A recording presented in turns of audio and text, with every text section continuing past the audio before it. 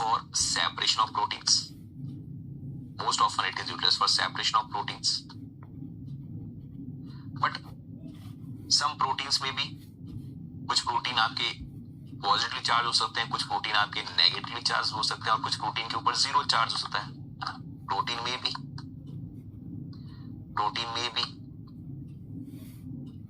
Positively charge, negatively charge और उनके ऊपर कोई हो सकता है चार्ज हो ही नहीं, वो जीरो चार्ज भी हो सकते हैं। फिर इस तरीके से सारे प्रोटीन माइग्रेट ही नहीं होंगे एक तरफ। अगर इन प्रोटीन को आप जेल मैट्रिक्स पर लोड भी करोगे ना, इन प्रोटीन्स को अगर जेल मैट्रिक्स पर लोड भी करोगे और इधर की तरफ सपोज आपने पॉजिटिव इलेक्ट्रोड लगा भी दिया कि भाई जाओ सब भागो, और इधर नेगेटिव इलेक्ट्रोड लगा भी दो, सारे जाएंगे ही नहीं। ये वाला तो जाएगा पर ये वाला नहीं मूव करेगा और ये वाला भी मूव नहीं करेगा। आप चाहते हैं कि सारे के सारे प्रोटीन एक ही दिशा में, एक ही डायरेक्शन में आगे बढ़े। ठीक है, तो उसके लिए हमें क्या करना चाहिए, चाहे वो प्रोटीन पॉजिटिव हो चाहे प्रोटीन नेगेटिव हो, इन सब प्रोटीन को हमें किसके साथ ट्रीट कर देना चाहिए, प्रोटीन को हमें किसके साथ ट्रीट करना चाहिए, एसडीएस से। और प्रोटीन को जैसे ही एसडीएस से ट्रीट करेंगे सभी प्रोटीन के ऊपर पॉजिटिव चार्ज घटकर उस पर भी नेगेटिव चार्ज आएगा, जो नेगेटिव है वो नेगेटिव हो जाएगा और जो जीरो है उसके ऊपर भी कैसा चार्ज आएगा, नेगेटिव चार्ज आएगा। तो एसडीएस क्या करता है, प्रोटीन को डीनेचर करता है और सभी के ऊपर कैसा चार्ज लेकर आ जाता है, यूनिफॉर्म नेगेटिव चार्ज। प्रोटीन का वास्तविक चार्ज क्या था उससे कोई लेना देना नहीं। तो एसडीएस एक डिटर्जेंट है, सोडियम डोडिकल सल्फेट एक नेगेटिवली चार्ज डिटर्जेंट है, इसलिए प्रोटीन के ऊपर कैसा चार्ज प्रोड्यूस करेगा, नेगेटिव चार्ज प्रोड्यूस करेगा। लगभग 1 ग्राम प्रोटीन के साथ 1.4 ग्राम एसडीएस बाइंड हो जाता है। यानी लगभग हर 2 अमीनो एसिड के बीच में एक एसडीएस का मॉलिक्यूल जरूर बाइंड होगा। कैसा इंटरेक्शन करता है एसडीएस, तो SDS mainly it interacts with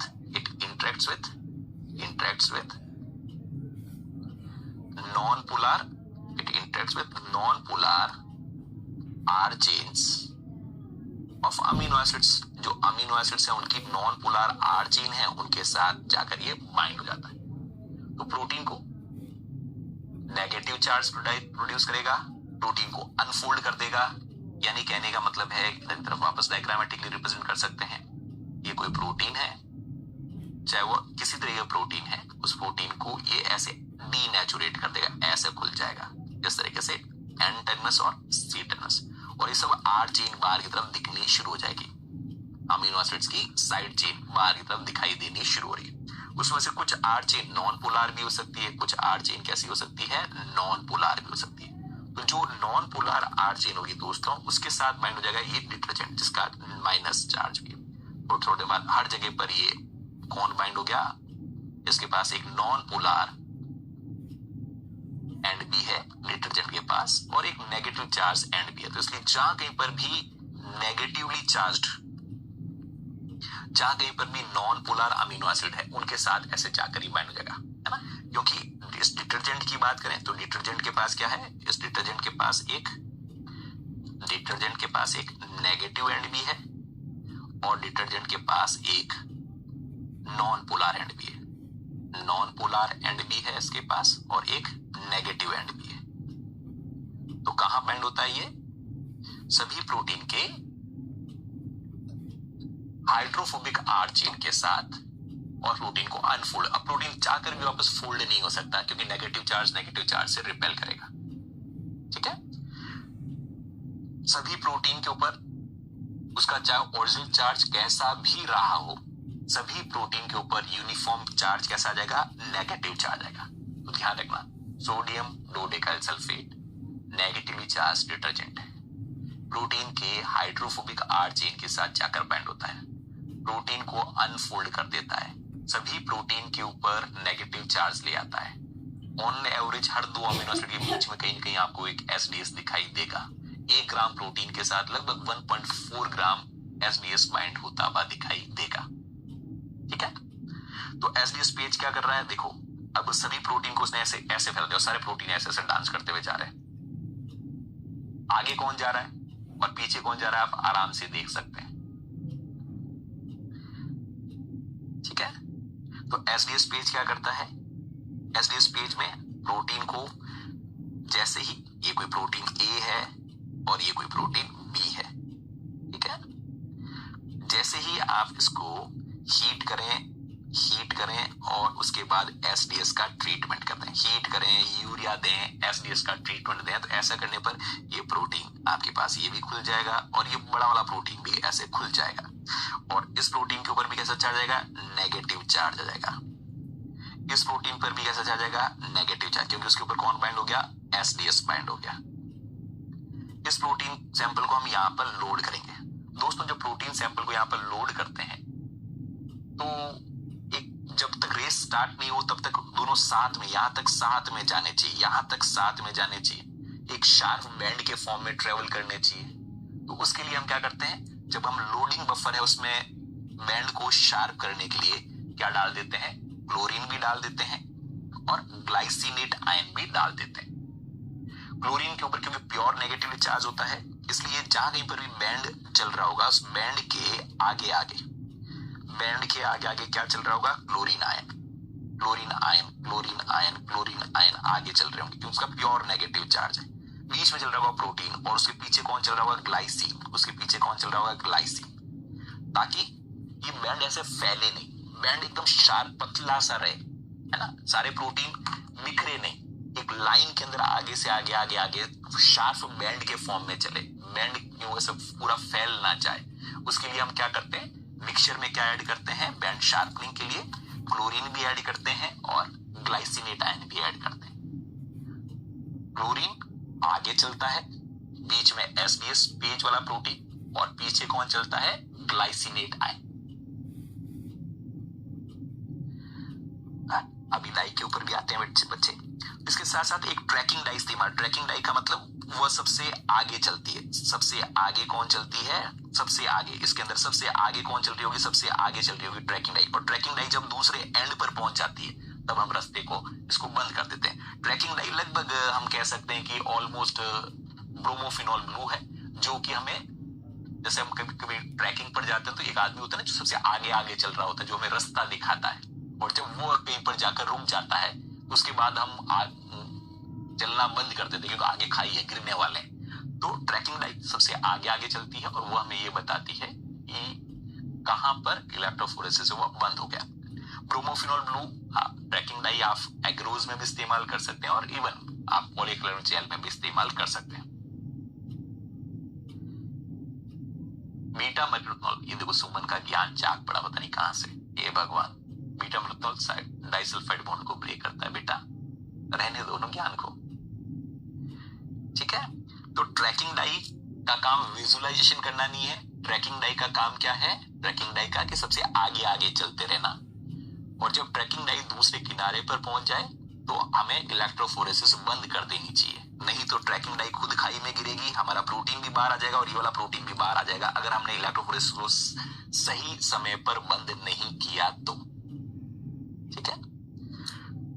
इसे जो बैंड शार्पनिंग इफेक्ट है इसे आइसोटैकोफोरेसिस भी कहा जाता है, आइसोटैकोफोरेसिस, ठीक है। चलो, सबसे आगे कौन चल रहा होगा, स्मॉल साइज का प्रोटीन। एसडीएस पेज में सबसे आगे कौन चलता है, स्मॉल साइज का, और जो सबसे लार्ज प्रोटीन होता है वो पीछे चल रहा होगा, मीडियम साइज का बीच में चल रहा होगा, ये सेपरेशन होगा। यानी कोई 10 किलो डाल्टन का तो सबसे आगे होगा, 20 किलो डाल्टन का तो उसके पीछे होगा, और लार्ज साइज का मान लो 50 किलो डाल्टन का तो सबसे पीछे चल रहा होगा, ठीक है। अरे साक्षी ज्ञान को रहने दो, कहां इथिलियम ब्रोमाइड लिखा रहे हो बेटा, प्रोटीन का सेपरेशन कर रहे हैं अपन। एसडीएस पेज किसका सेपरेशन कर रहे हैं अपन, प्रोटीन का सेपरेशन कर रहे हैं, दिख रहा है ना, प्रोटीन ए है, प्रोटीन बी है। अब प्रोटीन को जेल के ऊपर अपने रन किया, रन करने पर प्रोटीन हमें दिखाई तो देंगे नहीं, तो प्रोटीन को दिखाई देने के लिए हम क्या इस्तेमाल करेंगे, तो अब हम उससे आगे भी पढ़ेंगे, थोड़ा रुको तो सही। अब दोस्तों यहाँ पर जो जेल मैट्रिक्स में जो पोर्स हैं, वो पोर्स किस साइज के हमें लेने चाहिए, वो इस बात पर डिपेंड करता है कि हमें किन साइज के मॉलिक्यूल्स को हमें सेपरेट आउट करना है। ट्रैकिंग डाई फ्लोरोसेंट नहीं करेगा बेटा, ट्रैकिंग डाई ब्लू कलर का होता है, हमें आंखों से दिख रहा होता है, फ्लोरोसेंट की जरूरत नहीं है। फ्लोरोसेंट वाला यूवी लाइट डालोगे क्या आप? ट्रैकिंग डाई का काम है आगे चलते रहना, और जब ट्रैकिंग डाई दूसरे किनारे पर पहुंचने वाली होती है हम इलेक्ट्रोड्स को बंद कर देते हैं। इस स्लाइड में क्या लिखे कि एक बैंड शार्पनिंग इफेक्ट लिखे, दूसरा एसडीएस करता क्या है ये लिखे, फिर सेपरेशन प्रोफाइल कैसे होती है ये लिखे, ट्रैकिंग डाई का क्या काम है ये बात लिखे।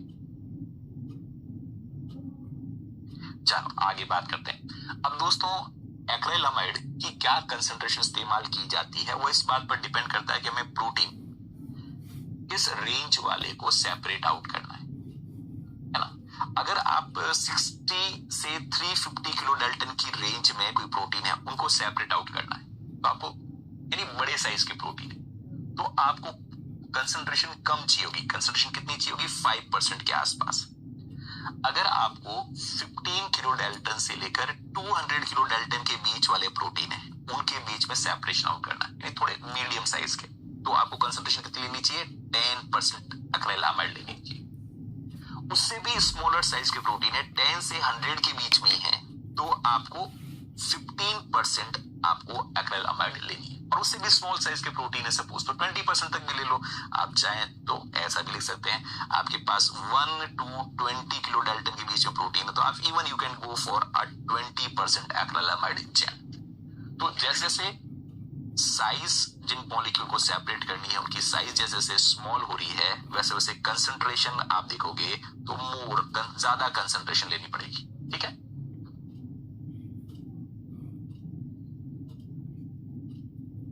ठीक है।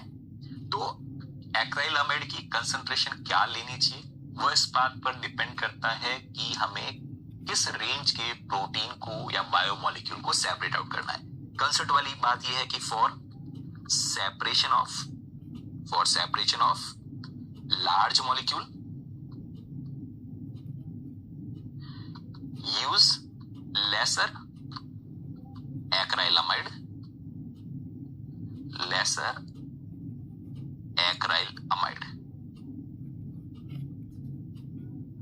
कंसंट्रेशन।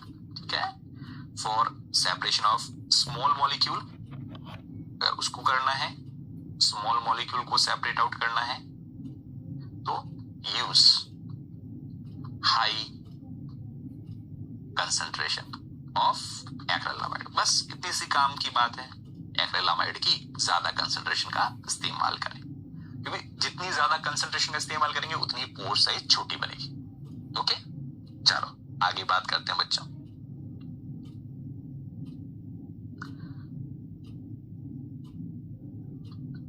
तो अब फाइनली हमने जेल के ऊपर रन किया, ठीक है, और ब्रोमोफिनॉल ब्लू जब दूसरे किनारे पर पहुंच गई है ना, ब्रोमोफिनॉल ब्लू यहां पर कहीं पर आ गई, ब्रोमोफिनॉल ब्लू यहां पर आ गई। तो प्रोटीन कहां पर है इसमें ये कैसे पता चलेंगे? Where are proteins? प्रोटीन कहां पर है? प्रोटीन कहां पर है इसमें? वो तो दिखेंगे नहीं, प्रोटीन नॉन कलर्ड होते हैं, प्रोटीन कहां पर वो कैसे पता चले? तो प्रोटीन को देखने के लिए हम क्या करते हैं? स्टेनिंग करते हैं। स्टेनिंग करने के लिए मोस्ट ऑफन जो स्टेन इस्तेमाल की जाती है दोस्तों that is called as CBB, Coomassie brilliant blue. Electrophoresis grade के लिए इस्तेमाल किया तो CBBRB कहा जाता है। ठीक है, जिसमें क्या करते हैं, जो ये जेल है बंद करने के बाद इसको एक ट्रे में रखते हैं जिसमें कॉमासिव ब्रिलियंट ब्लू डाल के और ऐसे ट्रे को हिलाते रहते हैं ऐसे टक टक टक टक। फिर उस जेल को वापस बाहर निकालते हैं और उसको हम वापस डी स्टेनिंग सॉल्यूशन रखकर हिलाते रहते हैं ताकि जेल है बाकी सब जगह से तो कलर को लॉस कर जाए, लेकिन जहां जहां पर प्रोटीन होगा उन प्रोटीन वाली जगहों पर हमारे पास ऐसे बैंड्स आने, ब्लू कलर के बैंड्स आ जाएंगे। तो जहां जहां पर प्रोटीन होगा वहां पर हमारा ब्लू कलर के बैंड्स आ जाएंगे, ऐसे ब्लू कलर के बैंड्स आ जाएंगे। ऐसी कुछ स्थिति आ जाएगी किससे? कॉमासिव ब्रिलियंट ब्लू से। दूसरा तरीका, आपको ये स्लाइड पर ये वाला स्टेनिंग पसंद नहीं तो दूसरा तरीका आप इस्तेमाल कर सकते हैं सिल्वर स्टेन। ये बहुत ज्यादा मोर सेंसिटिव मेथड है। मोर सेंसिटिव मतलब बहुत कम अमाउंट में प्रोटीन हो तब भी दिखाई दे देता है। जैसे इलेक्शन वगैरह होते तो वोट लगते हैं तो जो निशान लगाते हैं वो भी सिल्वर स्टेनिंग ही है, आगे प्रोटीन को स्टेन कर लेता है। तो सिल्वर नाइट्रेट का इस्तेमाल किया जाता है। तो वापस वही जेल को निकाला, सिल्वर नाइट्रेट के सॉल्यूशन में ऐसे हिलाया, फिर वापस देखा तो ब्राउनिश कलर के बैंड्स दिखाई देने शुरू हो जाएंगे जहां जहां पर प्रोटीन है। ठीक है, इस तरीके से आप प्रोटीन के लिए साइप्रोडाइज है वो अवेलेबल है, वो भी ब्लू कलर का बैंड देते हैं प्रोटीन को। मतलब जेल को उसमें रखो, थोड़ा हिलाओ, देखो सीधे ब्लू कलर के बैंड दिखाई देना शुरू हो जाएंगे। और अगर आपको फ्लोरोसेंट बैंड चाहिए तो आप क्या इस्तेमाल कर सकते हैं, तो फ्लोरोसेमीन का इस्तेमाल कर सकते हैं। If you need a fluorescent proteins, मतलब फ्लोरोसेंट करते हुए प्रोटीन्स दिखाई दे, तो उसके लिए फिर यूवी लाइट, यूवी लैम्प के नीचे देखो फ्लोरोसेंट करते हुए प्रोटीन दिखाई देंगे। सीबीबी वाला बहुत इसलिए आजकल सिप्रो का इस्तेमाल किया जाता है ना, साइप्रो बहुत कम समय में काम कर लेता है। मंदार साइप्रो इज रेडीमेड डाई, डालो सीधा ब्लू कलर आएगा, हल्का सा डी स्टेन करो, ब्लू कलर के बैंड्स दिखाई देने शुरू हो जाएंगे। और उसके अलावा इवन अगर आपका प्रोटीन रेडियो एक्टिव था, यानी आपने प्रोटीन सिंथेसिस करते वक्त रेडियो एक्टिव अमीनो एसिड्स का इस्तेमाल किया होता, तो आप रेडियो एक्टिव काउंटिंग भी कर सकते हैं, किस जगह से कितने रेडिएशंस आ रहे हैं उसको डिटेक्ट भी कर सकते हैं। उसके लिए इंस्ट्रूमेंटेशन क्या इस्तेमाल होगा, सिंटिलेशन काउंटर, जिससे आप उस जेल जगह पर कितनी रेडियो एक्टिविटी आ रही है उसको डिटेक्ट कर सकते हैं। पर ऐसा तभी कर पाएंगे if protein contains radio labelled amino acids. अगर प्रोटीन आपने सिंथेसिस जब कर रहे थे वहां पर रेडियो एक्टिव अमीनो एसिड को डाला होता, तो उस बैंड से कितनी रेडियो एक्टिविटी आ रही है उसे भी पता किया जा सकता था। चलो आगे बात करते हैं। तो सब अब शांत, इथिडियम ब्रोमाइड वाले सबकी आत्मा तृप्त है।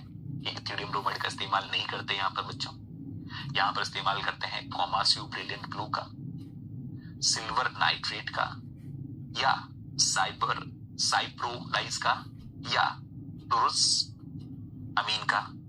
ठीक है, आगे चलें।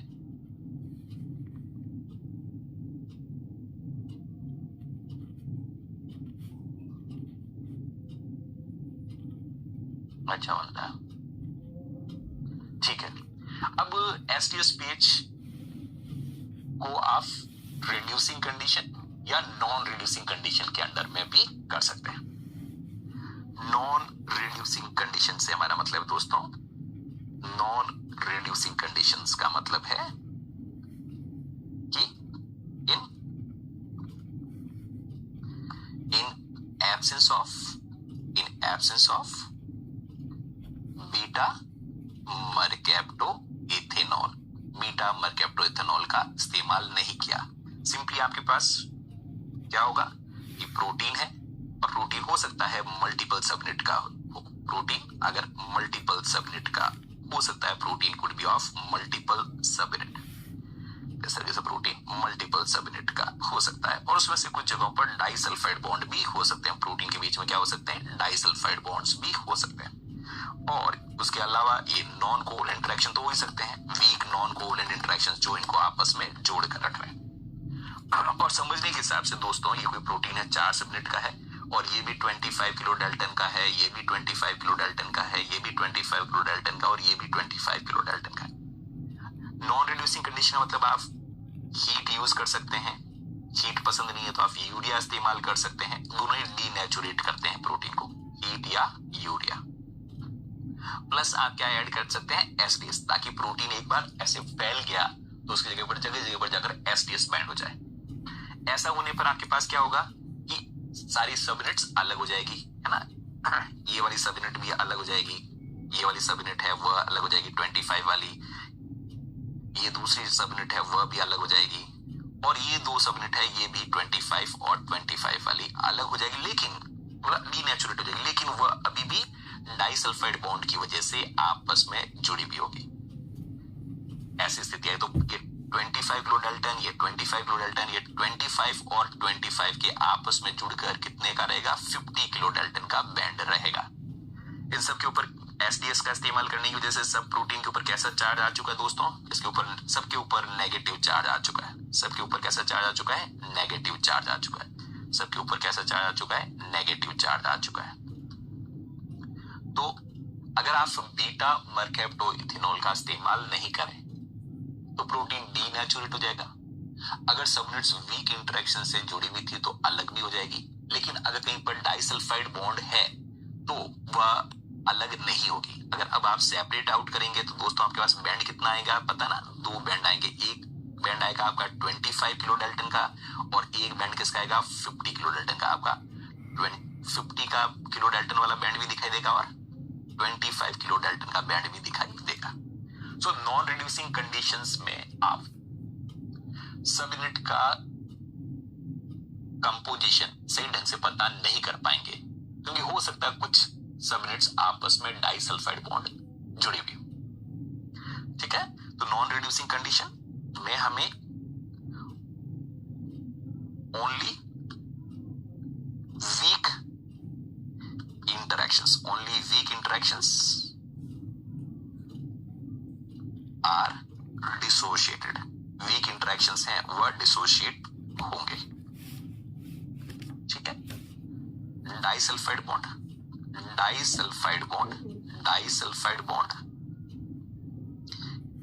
Can not be broken. Disulphide bond को ब्रेक नहीं किया सकता। तो इसके लिए हमें कैसे इस्तेमाल कंडीशन करनी पड़ेगी दोस्तों? Reducing SDS PAGE under reducing condition. Reducing condition का मतलब क्या है आपके पास कि नाउ यू विल यूज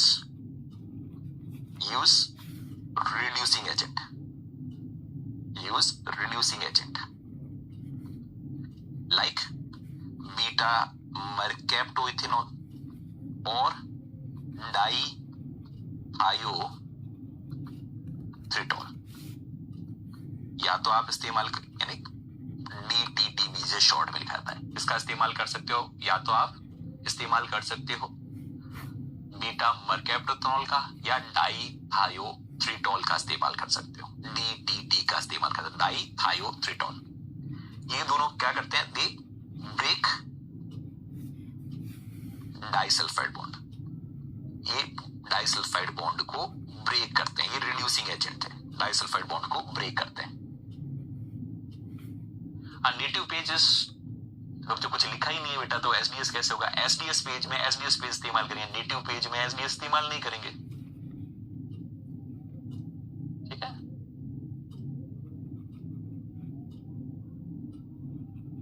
ठीक है, तो हम बात करें नेटिव पेज का मतलब कोई ट्रीटमेंट नहीं दिया तो उसे नेटिव पेज कहा जाएगा। अब इसमें क्या करेंगे? सेम प्रोटीन हमारे पास, सपोज सेम प्रोटीन जो यहां पर था, इस प्रोटीन को हम जो हमारे पास सेम प्रोटीन था दोस्तों, इस सेम प्रोटीन को हम यूरिया इस्तेमाल करेंगे ना, जैसा पहले यूज कर रहे थे वही यूरिया आपने इस्तेमाल किया, एसडीएस भी इस्तेमाल किया, और उसके बाद हम एक एक्स्ट्रा चीज और ऐड करेंगे, दैट वुड बी बीटा मर्कैप्टोएथानॉल या डाइथायोथ्रिटोल, इसका इस्तेमाल करेंगे। और उसके बाद जब हम इलेक्ट्रोफोरेसिस करेंगे तो अब कितना बैंड आएगा? तो अब तो डाइसल्फाइड बॉन्ड भी ब्रेक हो जाएगा, तो अब आपके पास सिर्फ एक ही बैंड दिखाई देगा। कितने का? 25 किलो डाल्टन का, क्योंकि ये वाला बॉन्ड है वह भी ब्रेक हो गया, और अगर ये वाला बॉन्ड भी ब्रेक हो गया तो अब तो सभी चारों सबनेट, क्योंकि सेम मॉलिक्यूलर वेट की थी, इसलिए एक ही बैंड अपीयर होगा। तो किसी भी प्रोटीन में नंबर ऑफ सबनेट को पता करने के लिए SDS PAGE under reducing condition is the best choice. Bushra, ऐसा बिल्कुल दिमाग नहीं लगाना है ना इतना कि कौन ज्यादा रिड्यूसिंग, वो तो कंसंट्रेशन बढ़ा दो एसडीएस की, तो बीटा और दो से भी काम बन सकता है बेटा, है ना। चलो यहां पर कितना बैंड बनेगा? एक। तो डाइथायोथ्रिटोल भी इस्तेमाल कर सकते हैं और बीटा इस्तेमाल भी कर सकते हैं। कंसंट्रेशन जिसकी रेज करोगे वो ज्यादा रिडक्शन करना शुरू करेगा। चलो आगे बात करते हैं बच्चों कि सपोज आपको कोई पूछे कि ये इम्यूनोग्लोबुलिन जी है 150 किलो डाल्टन की है, उसमें लाइट चेन 25 किलो डाल्टन की है और हैवी चेन 50 किलो डाल्टन की है। हैवी चेन 50 किलो डाल्टन की है, लाइट चेन 25 किलो डाल्टन की, और इसमें यहां पर कुछ डाइसल्फाइड बॉन्ड भी, ग्रीन कलर से मैंने डाइसल्फाइड बॉन्ड भी बता रखा। अब मुझे बताओ अगर नॉन रिड्यूसिंग कंडीशन में करेंगे तो कितने बैंड आएंगे और रिड्यूसिंग कंडीशन में करेंगे तो कितने बैंड आएंगे? बैंड्स के नंबर बताओ, कौन बताएगा सही ढंग से कितने बैंड्स आएंगे? ये इम्यूनोग्लोबुलिन जी है जो 150 किलो डाल्टन का है, ठीक है। बैंड्स कितने आएंगे? नॉन रिड्यूसिंग कंडीशन में कितने बैंड्स आएंगे और रिड्यूसिंग कंडीशन में कितने बैंड्स आएंगे, कौन बताएगा? यूरिया का क्या काम है? यूरिया डीनेचुरेट करता है, प्रोटीन को अनफोल्ड करता है ताकि एसडीएस बेहतर ढंग से बाइंड हो सके। ठीक है, तो उस समर इस स्लाइड को वापस वहां पर पढ़ रहे हैं। नॉन रिड्यूसिंग कंडीशन में सिर्फ प्रोटीन डीनेचुरेट होगा पर डाइसल्फाइड बॉन्ड ब्रेक नहीं होंगे। रिड्यूसिंग कंडीशन में डीनेचुरेट भी होगा, डाइसल्फाइड बॉन्ड भी ब्रेक हो जाएंगे। Yes, very good. There would be a single band at 150 kilo dalton अगर आप नॉन रिड्यूसिंग कंडीशन इस्तेमाल करेंगे, and there would be two bands, one of 50 kilo dalton and another would be of 25 kilo dalton अगर आप reducing condition इस्तेमाल करें। Very good बच्चा, है ना, ऐसा ही देखने मिलेगा। तो in absence of beta methanol एक ही band, in presence of beta methanol आपके पास दो बैंड दिखाई देंगे, एक 50 किलो डाल्टन का और एक 25 किलो डाल्टन का, क्योंकि रिड्यूसिंग कंडीशन में सारे बॉन्ड ब्रेक हो जाएंगे। सारे बॉन्ड ब्रेक होने पर क्या होगा? 25 का, 50 का, 50 का, 25 का, चारों अलग हो गए। 50-50 वाला एक बैंड बनाएंगे, 25-25 वाले दूसरा बैंड बनाएंगे। ठीक है, तो इस तरीके से आप ओलिगोमेरिक सब यूनिट भी पता कर सकते हैं। सपोज आपको कहा कि कोई प्रोटीन है, नेटिव पेज से आपने पता किया, अब आप इसके क्वेश्चन में जाओ, कोई नेटिव पेज या जेल परमिएशन से आपने पता किया, कोई जेल परमिएशन से आपने पता किया कि प्रोटीन है वो 100 किलो डाल्टन का है। कितने का है? 100 किलो डाल्टन का। उसका जब आपने SDS page in presence of beta mercaptoethanol किया तो आपके पास एक बैंड 40 किलो डाल्टन का आया और एक बैंड 30 किलो डाल्टन का था। तो कितने सब यूनिट्स हैं? कितने सब यूनिट का प्रोटीन है कौन बताएगा? कितनी सब यूनिट का प्रोटीन है कौन बताएगा? कितनी सब यूनिट का प्रोटीन है कौन बताएगा?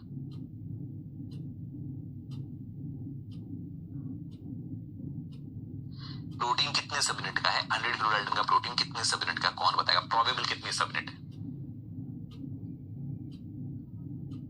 सिर्फ एक 40 का और एक 30 का बता रहा है। कितने सब यूनिट का है? नंबर ऑफ सब यूनिट्स।